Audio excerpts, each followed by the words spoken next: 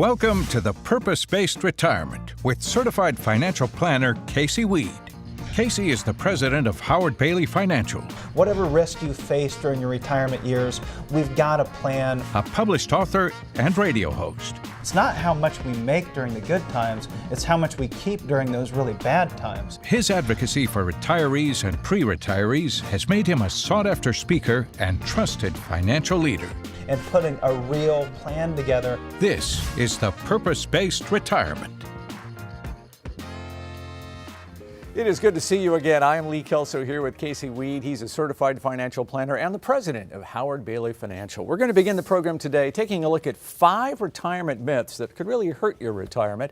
And then a little bit later on, how to tidy up your financial world. We're going to call that a financial closet cleaning, so to speak. But let's get serious now and talk about those myths that really are out there. People do operate as if they're facts and sometimes pay the price, right?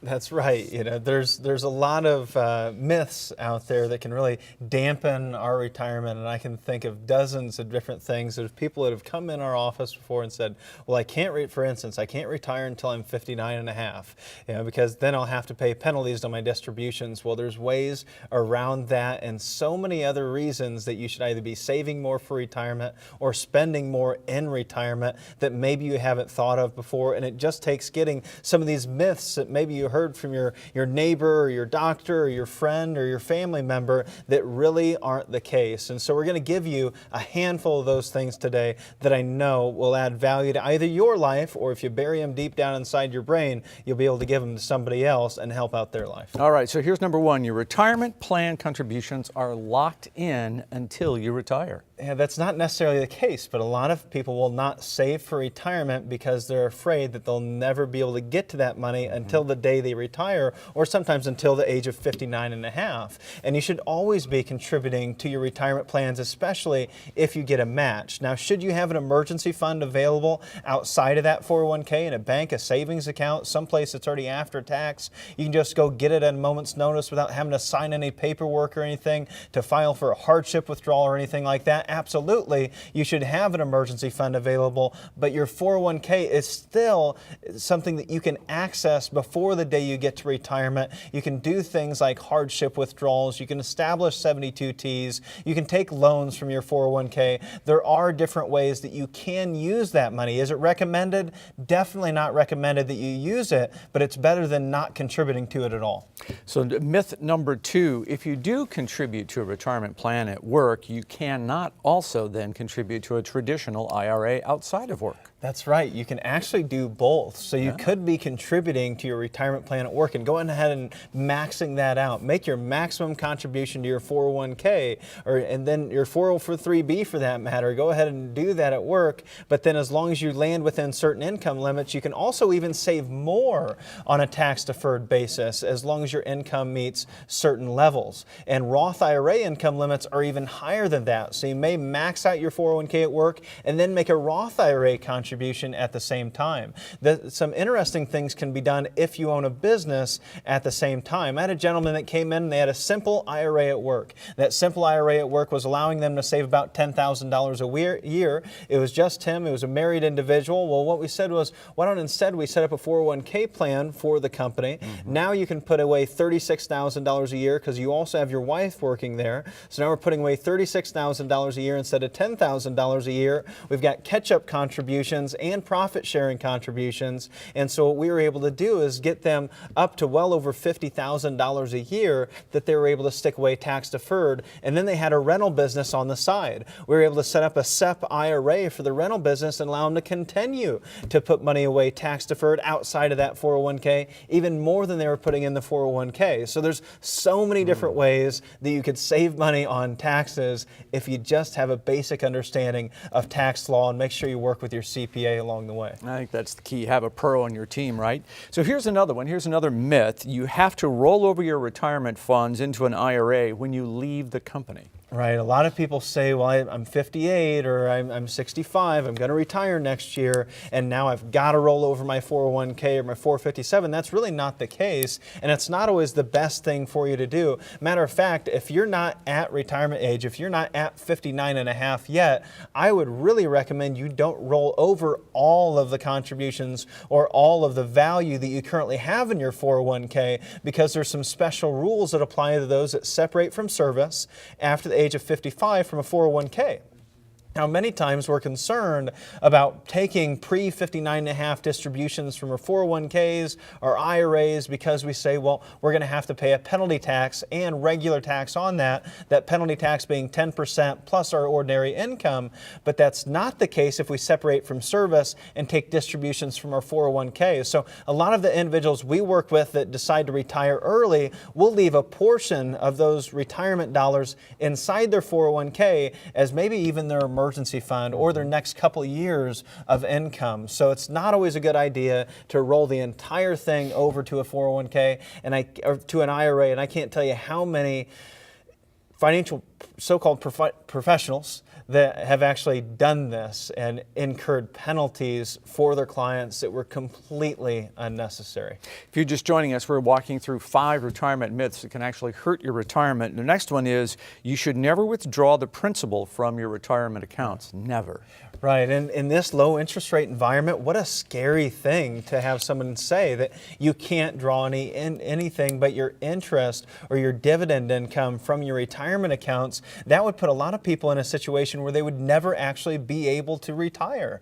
And there's nothing wrong with spending your principal. I mean, take this for instance, you saved and you worked your whole life and now you've accumulated $1 million for retirement. So we've got $1 million saved in this retirement fund. Did you save all of that money so that someday when you're 85, 90, you've still got $1 million so you can pass it on to your heirs? You probably didn't. You probably wanted to spend some of that principal. That's why you saved it in the first place. There's nothing wrong with doing that as long as we have a plan for doing that. So when we do that with the people we work with, we've already set aside funds for emergencies. We've already created a guaranteed baseline income stream that they can't outlive. We've set aside funds for inflation. We've set aside funds for estate planning and healthcare planning. And then we've got this little supplemental income place that we can go grab 10 grand or 5 grand or a few $100s if we have some extraordinary expenses. So if we have a plan that makes sure that we're never going to run out of money, that's a great idea. If you're just going to pull 4% out of your portfolio every single year and hope that that works out, then you probably shouldn't touch your principal. But as long as you have a plan, you can do that, and it can lead to such a more comfortable retirement lifestyle. This one we're going to hit very quickly because time is short, but you will spend less in retirement than you do today. That's not always the case. You may pick up additional hobbies. You may have health care expenses that you didn't have. Maybe you have to pick up your own health care insurance as you step into retirement. That's a big one that's often overlooked today. There are a lot of different reasons you might actually spend more money in your retirement than you're spending while you're in your working years. That's why you sit down, you build a budget, and one of the things, if you get nothing else out of the show today, I hope that as you go to sleep this evening, you play out a full day of retirement in your mind. You wake up, what do you do? What's your routine every day? Because that routine is going to lead you directly to your expenses. Good tip, good tip. If you'd like to learn more, you can always pick up a copy of Casey's book. It's called Purpose-Based Retirement, and you can order a copy of his new book, The 2017 Guide to Maximizing Retirement Efficiency. It's all at thepurposebasedretirement.com. When we come back, Marshall Johnson joins us, and we're going to do a little financial closet cleaning, so stay with us. When you have confidence in your retirement future, you can live the life you've always imagined. Because of planning, you now have time to reflect on the wonderful memories of your life.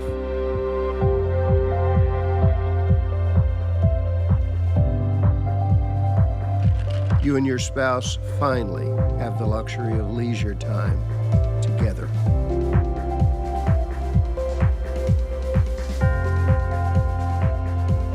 To spend fun times with your grandkids, sharing the joy of their excitement about life.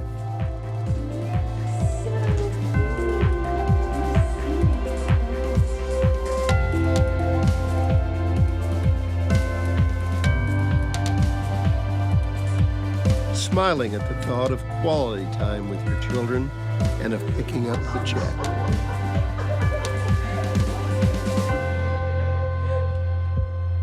At last, you have time to breathe and rekindle the love of your life. Why? Because you imagined what could be. You planned for retirement. So today, you own your future.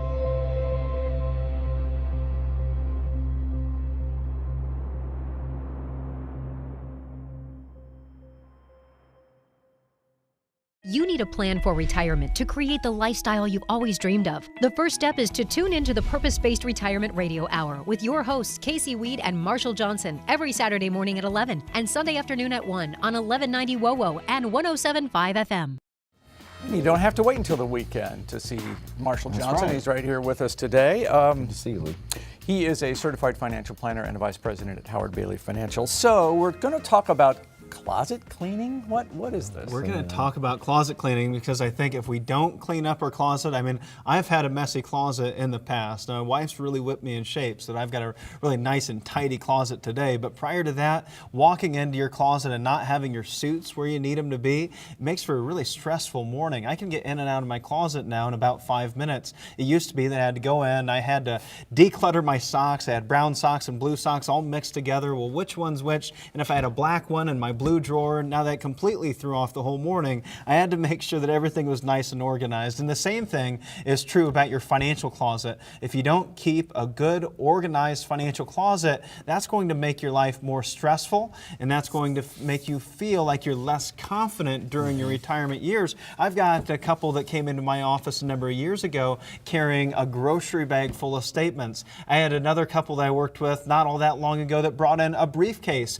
full of statements. And you know what the first step is that they took is they pulled everything out of the closet, right? They didn't just go in and say, well, this goes here and that goes here. Let's keep things organized. You know, they started by pulling everything out of the closet. So that's the first step you have to do. Let's pull everything out. Your tax returns, your insurance policies, life insurance policies, mutual fund statements, annuities, brokerage accounts. Let's get all those things out and figure out exactly what we have so we can begin the process. A big inventory. Yeah, because that's the problem is when you have a stack of statements, it's very overwhelming. And that's a big thing that we hear from a lot of families that come into the office.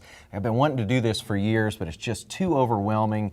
And now you get everything laid out and you just see where it's at. Casey, I sat down with a family last week where they had 25 statements. And we just had to lay everything out, get it organized, see what you're going to keep, and see what maybe needs to be replaced. That can just be such a difficult process to manage. And I know that couple that I met with that had that grocery bag full of statements a number of years ago, they come into our office every single time. They've got this box that they bring in with them that organizes everything from their liquidity, their income, their growth, their estate planning, their tax returns, their estate plan. Everything's in one nice, tidy place, and they know what they have and they know where it's taken them.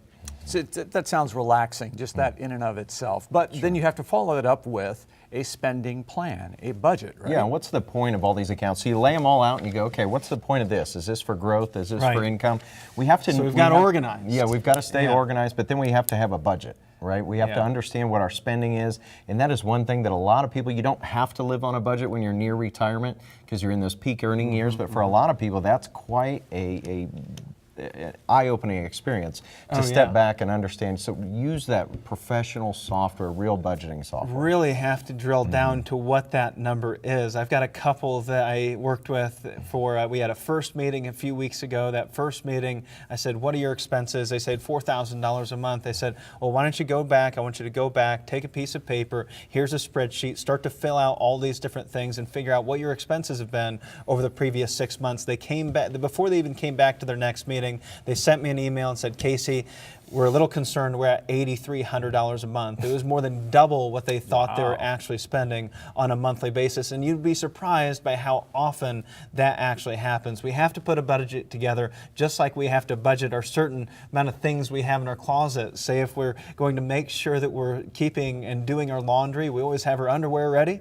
And that's, for me, I never want to run out of those things. Absolutely. And so my wife and I, we have a schedule where we do this twice a week at the same time, knowing that I'm never never going to run dry on underwear or socks. That's extremely important, let alone the organization knowing how much risk we're taking with those things. We've organized them by risk, we organize them by asset class, all our policies over here, our safe money over here, and now we've put together this budget so that we know we're not overspending and we're going to have those things we need when we need them. So the budget is the first step toward a goal then, right? Yeah, because you're trying to understand what's the priority. So here you're trying to match a goal with the destination. So if you've got accounts that are meant for growth, you're matching these things up, just like you talked about matching up the socks. You want to clean that closet out, organize things, but now we want to match up and understand risk tolerance. We may have come from a different place where we're in a different stage now. We're in the retirement stage versus the accumulation stage. So we just want to match up and see if those things still are achieving their goal, right? Right. We just want to lay those things out by their purpose. And that's just something that we haven't done for most people. You've just bought things in here and there. You attended a dinner seminar here and you picked up another thing from this advisor. You opened up a Scott Trade or an E-Trade account. We just bought all these different things. And now we get to retirement. We go, whoa, now I actually have to understand what these things are doing and how they're accomplishing my specific goals. We need to make sure we've laid out specific goals for each one of those different things so that they're starting to get matched up to those individual goals. I mean, for instance, maybe you have a life insurance policy today. I meet individuals that have life insurance policies, maybe have $20,000, $50,000 in cash value. You've got a $100,000 death benefit. You say, well, what's this for? I've heard people say before, well, that's for, I've got extra cash there in case I need it for health care. Well, what if we could use the death benefit for health care instead of just the cash value? Or they say, well, that's really just to pass on to my kids. I'm never going to spend it. Well, do you want the insurance company to pay out the gap between your cash value and your death benefit? Or do you want them to have to pay that whole amount? And so there's things you can do today to just optimize your financial life so that all of these things match up to the individual goals that you have. Your high-risk stocks should not be there for short-term retirement income needs. Absolutely.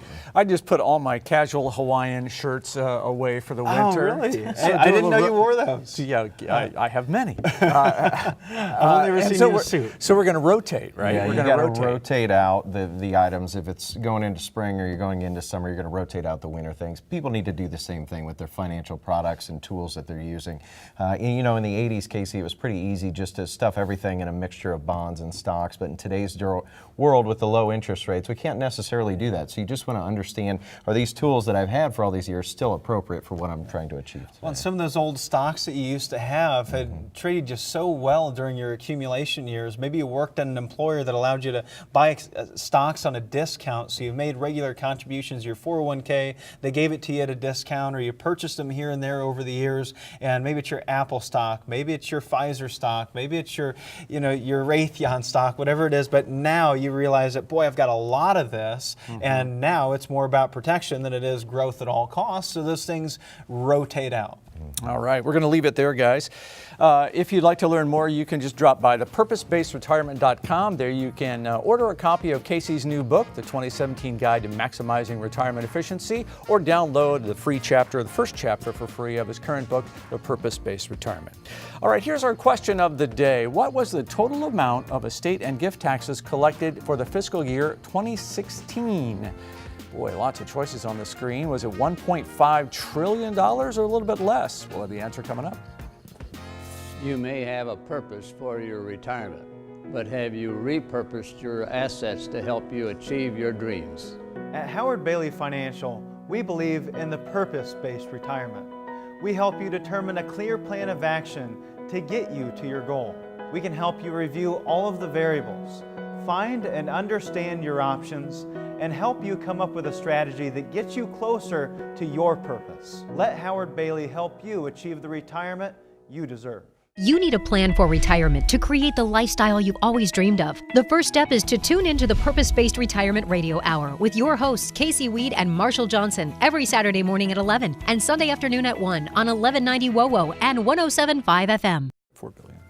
So there, you just caught us chatting about the question of the day. Lee, you guessed it right. It is did. $21.4 billion. Those are the total federal estate and gift tax receipts received for fiscal year 2016. $3 trillion was roughly the total amount of income tax that was collected, or federal taxes that were collected for that same time period, while we saw about 1 point some trillion that was also collected in individual income taxes. More taxes, those are your 1040s, more individual income taxes were collected in 2016 than in any other year throughout history, and about $300 billion was collected in corporate income tax. Now, all of those taxes that you might have to pay, those federal estate and gift taxes, are typically because we're trying to do what? Because we're trying to leave assets behind to the next generation. And we can see that $21.4 billion was collected in assets that you've already paid taxes on, and now you just want to hand them down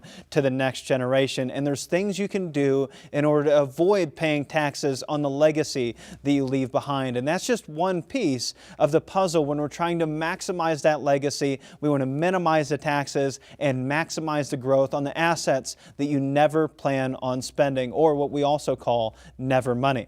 We're going to explain a few different ways to accomplish that using a case study called Tom and Jane. So Tom and Jane, they're 60 years old, and their goal is that they've set aside around $100,000 of their retirement portfolio, and they've said, we're never going to spend this money. This is really only to leave behind for our children. We could give it to them now, but we would rather put it in a position where it can grow really well for their retirement, better than it could grow if we gave it to them at this point. So first, we have some traditional life insurance options. So this is going to be the most obvious avenue for leaving a legacy, because here's a way that we can leverage the dollars we have today for guaranteed rates of return that can ultimately be tax-free. Now, if Tom were to go shop around and take that $100,000 to the best rated insurance carrier in the country, he'd get around $270,000 in death benefit for his $100,000 deposit. In 10 years, that's equivalent to making over 10% a year on that $100,000 if he invested it, or about 5% a year 20 years from now, about at his life expectancy, guaranteed at age 80. Now, if that were in a taxable account, such as a brokerage account, there would be a taxable equivalent yield, meaning that brokerage account would have to return closer to 6.5% to match the 5% tax-free that he would be getting here. Alternatively, if he wanted to use that death benefit while he was living, he could do more of a hybrid policy where he could have some long-term care benefits attached to it. In that world, he'd get a $250,000 death benefit, a little lower than the $270,000 death benefit, but he could use $200,000 of that while he was still living for things like home health care, assisted living, nursing home care, if he was chronically, terminal, or critically ill. Now, that reduced the death benefit a little bit, but now it's more likely that he uses those dollars earlier in life. At the age of 80, that's still around a 5% annualized rate of return if he starts using those dollars at that time, and it's also tax-free. Now, what we could also do is we could take Tom and Jane, and we could start to look at Tom and Jane as a couple, and we're going to insure both of them. So now they both have to pass away in order for that death benefit to pay out. Leveraging both of those lives, using that leverage, that $270,000 death benefit just insuring Tom now turned into $450,000 death benefit. It almost doubled over what it would have been if we just insured Tom. Now, if we look at what the equivalent rate of return is, at 10 years, that's equivalent to 16% a year. 20 years, that's about 8% a year, which would mean we'd have to earn 10% a year in a taxable account in order to turn that $100,000 into $450,000 at just before their life expectancy. Now, what if we wanted long-term care benefits? We could also do it with this structure. If we wanted to use those death benefits while we were alive, that death benefit would drop to about $400,000. But $320,000 of that $400,000 could be used after the first person passes away. So Jane or Tom, whoever's a survivor, could use that for long-term care benefits as well. That's still equivalent to a 7 to 15% rate of return. Well, what if they're uninsurable? If they're uninsurable, there's still ways that they can create leveraged death benefits. They just probably won't be quite as strong as we could get with a life insurance policy. Take, for instance, an annuity death benefit. So let's say that Tom, Jane, they're uninsurable. Maybe Tom had a heart attack attack recently. Jane has had cancer here in the last couple of years, something that made them not insurable. On one hand, they could go get a 6% bonus on that $100,000, starting their value at $106,000 with a guaranteed growth rate of 7% simple interest, bringing that $100,000 to be $180,000 in just 10 years. Or we could say, I believe in the market. I think the market's going to perform over the next 10 years. In that case, we could get a 5% bonus and a 4% floor, knowing that that $100,000 is going to grow at 4% every year for the next 10 years and beyond.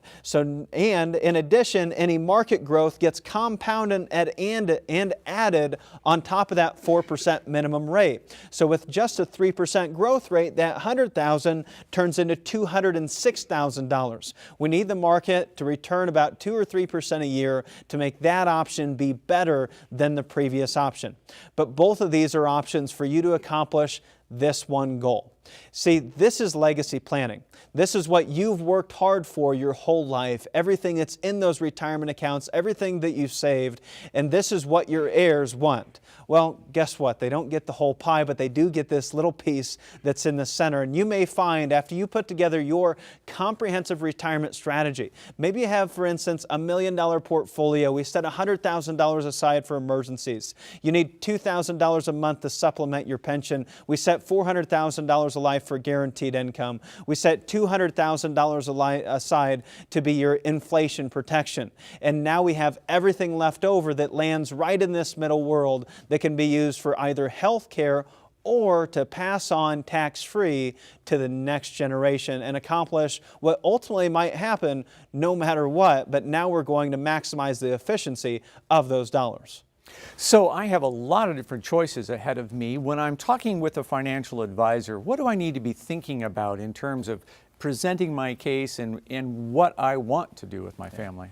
Well, it makes sense to sit down with your spouse prior to actually coming in and meeting with that advisor. We want to have you come in and prepared and starting to ask those questions for yourself. What is the legacy do we want to leave behind? Do we want to leave behind anything for the next generation? Or do we just want to leave them what's left over? So we start wanting to solidify some of those goals prior to actually coming in and sitting down with a financial advisor, because the last thing that you need as an investor is someone telling you what to do with your hard-earned life savings. It makes a lot more sense for you to walk in knowing what that purpose is, knowing what those goals are, so that you're making the decision on what to do with that life savings, and that person is just there to provide all the tools and offer a little guidance along the way.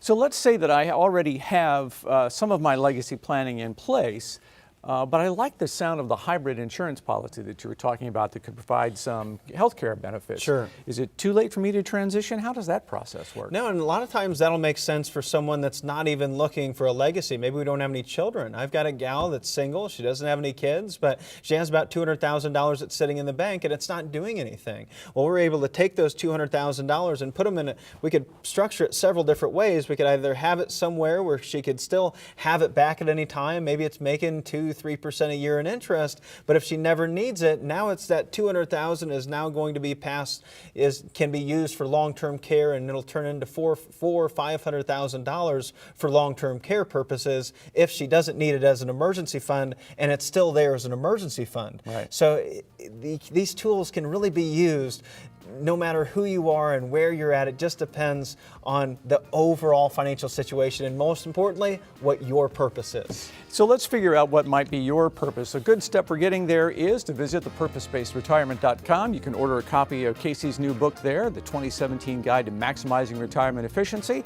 You can also download a free first chapter of the current publication, The Purpose-Based Retirement. We will see you next week. Take good care of yourselves.